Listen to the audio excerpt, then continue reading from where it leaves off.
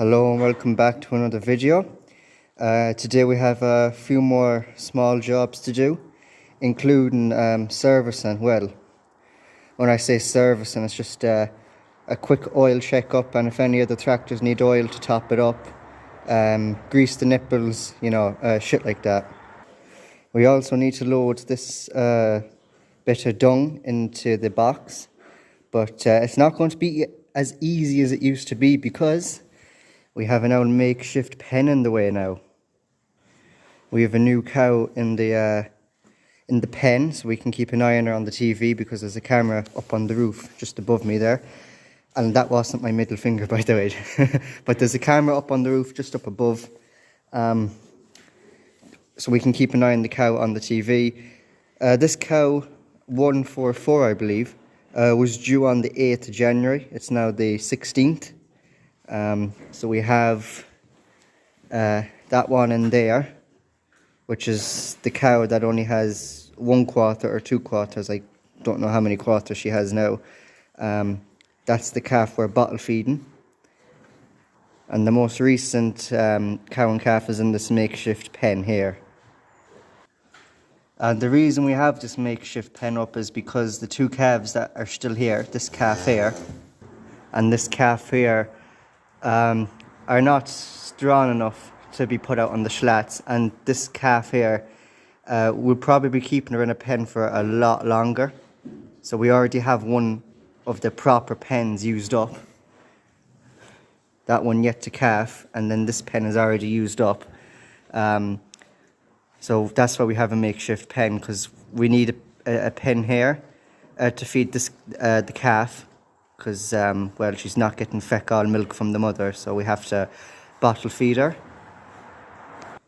Anyways, I think what we'll do is load this up into a wheelbarrow.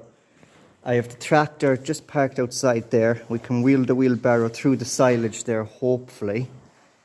And I think you can just about see the box just there. Yes, so we're going to do it that way. Load it into a wheelbarrow and bring it out to the box. It's the only way we can, since this pen is in the way. Anyways, let's get to it. So now we're using this wheelbarrow because what we do is, well, we're going to use it for today anyways, but we also use it for silage, because we put the silage into it, wheel the wheelbarrow down the crush, and then throw the silage in through there and into the barrow for this cow in the makeshift pen. But we're just going to have to use it for today and wash it out when we're finished. Right, I made a little pathway here to get in with the wheelbarrow. Hopefully I'll be able to get in. I just pushed any sort of scattered silage up to the cattle or up onto the silage here. They tend to scatter it out a lot. Like here, I'm only after pushing this in, and they just seem to fucking fling it out on front of them or to one side of them. I don't know why, but it's going to be annoying few loads out of here, because I'm going to have to constantly be fucking kicking all the silage back in there again. They scattered it out in front of them. But yeah, I'm going to have to constantly be putting down the wheelbarrow and making the path again. It's going to be a long day.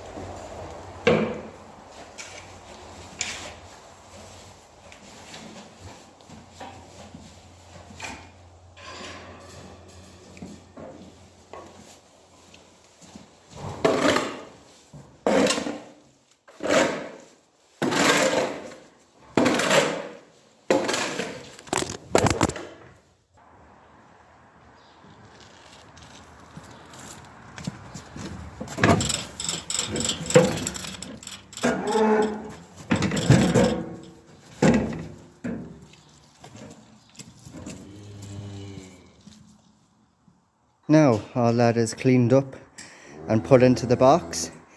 And yes, the camera did fall on me, and I didn't realise until I was going over to pause the recording. I didn't even hear it fall on the ground. But I was fairly pissed off when I seen it fall on the ground. But look, it's nothing you can do. At least we got the job done. We got some clips as well for content. So I guess it's a win-win game for both of us. And that's roughly two wheelbarrow loads of dung gone into the box there. The next job that I need to do that I almost forgot about is clean the wheelbarrow.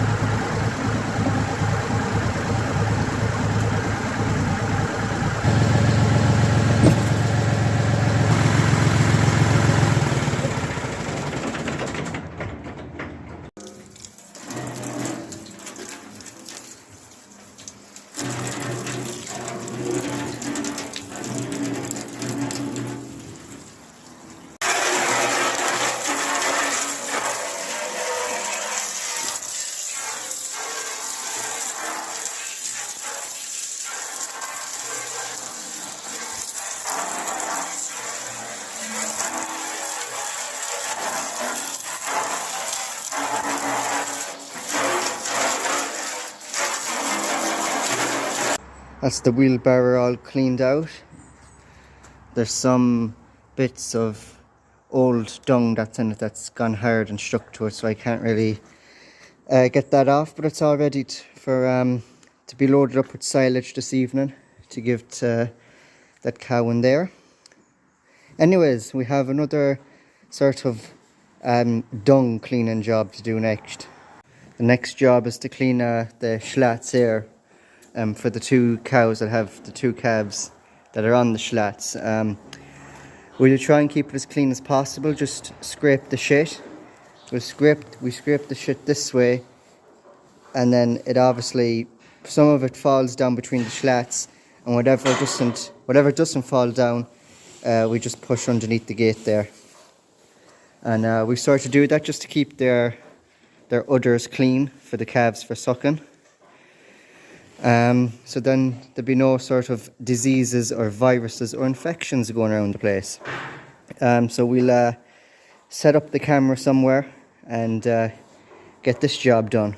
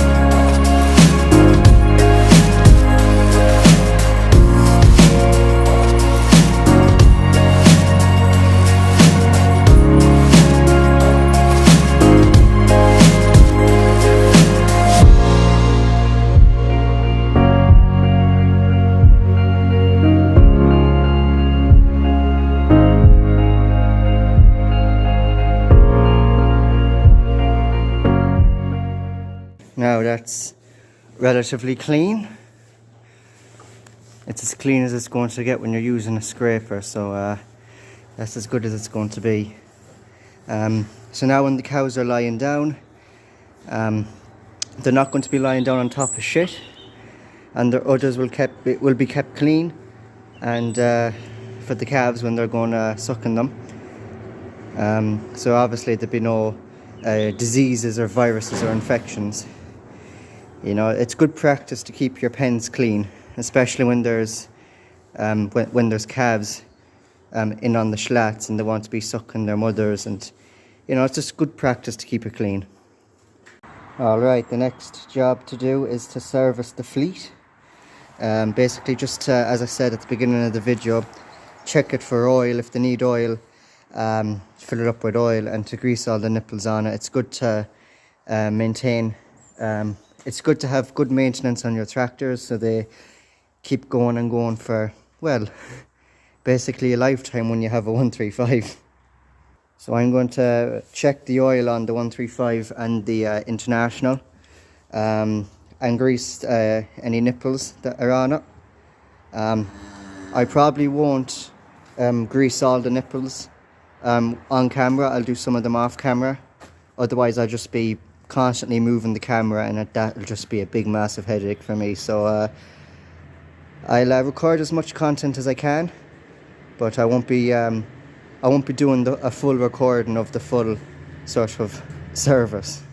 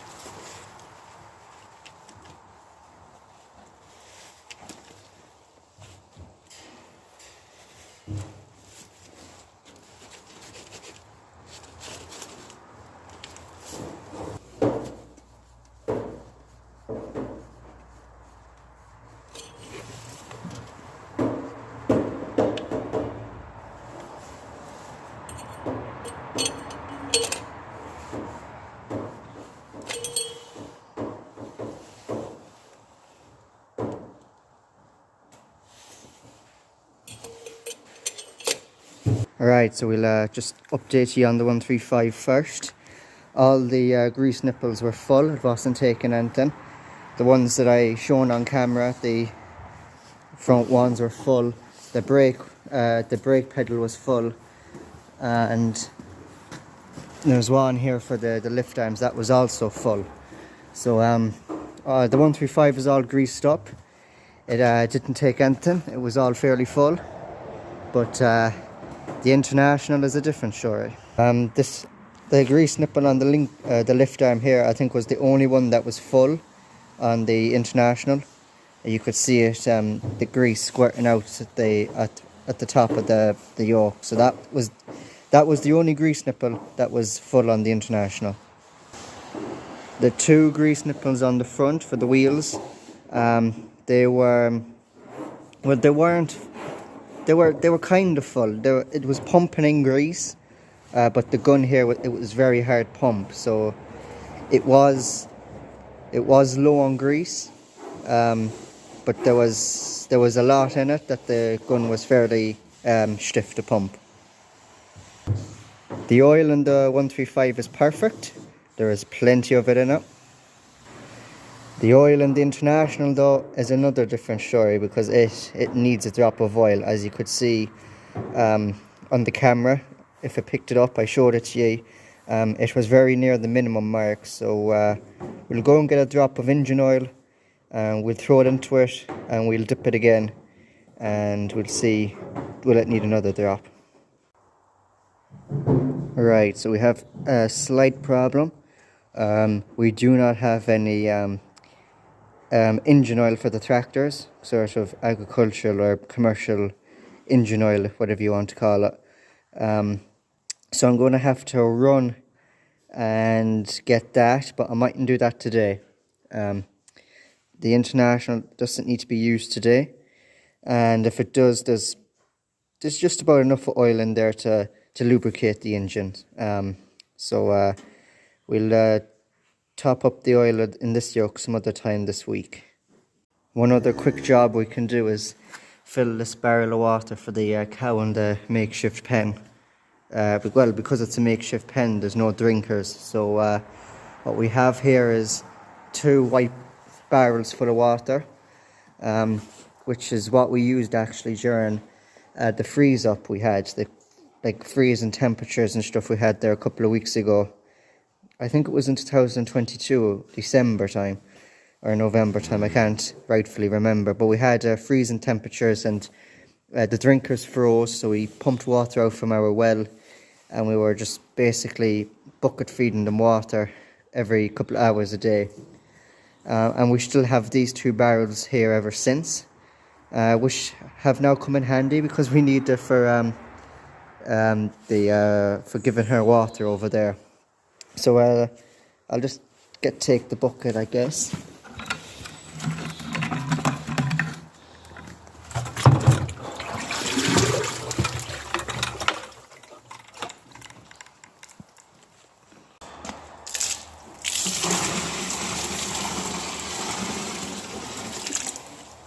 Alright, usually I would pour the water in and the water would go into the barrel from just here, but because that...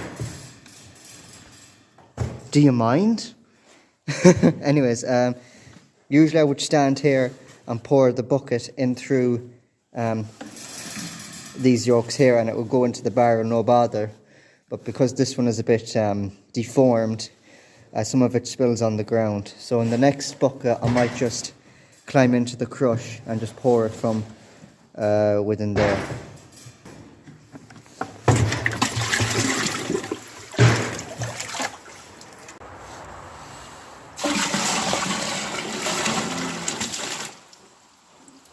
And that's going to be the end of today's video. Thank you very much for watching. If you liked it, please give me a like.